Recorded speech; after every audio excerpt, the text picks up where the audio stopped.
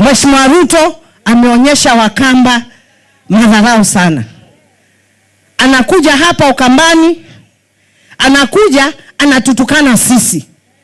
Ukitukana Kalonzo ni sisi umetutukana. Wewe ukiambia mtoto baba yako hana akili, inamaanisha wewe mtoto na mama yako na kila mtu ana nini? Ana akili. Kiburi ni kitu kibaya sana. The way I know His Excellency Dr. Stephen Kalonzo Musyoka, hawezi kwenda Sugoi akaanza kutukana Ruto, because he's a man of God.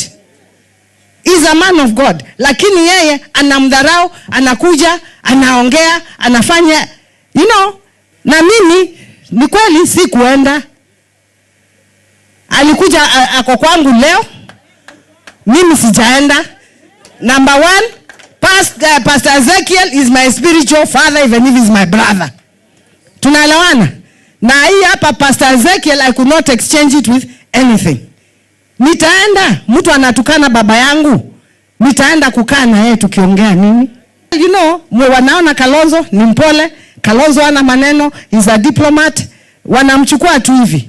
Wakamba usema, etema yiti ya obudhia. The liver chokes because it is very light. You can eat it very quickly, thinking that it's a very soft meat, it cannot choke you. But I just want to tell him, huyu unacheza na yeye ndio atakuja kukumalizia maneno. Na sisi we pray to a God who is alive. If you disrespect my community, Your Excellency, I am a daughter of this community. I am a daughter of this community.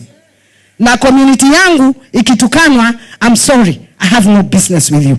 Even if you are the President of the Republic of Kenya. Respect my people and I'll respect you.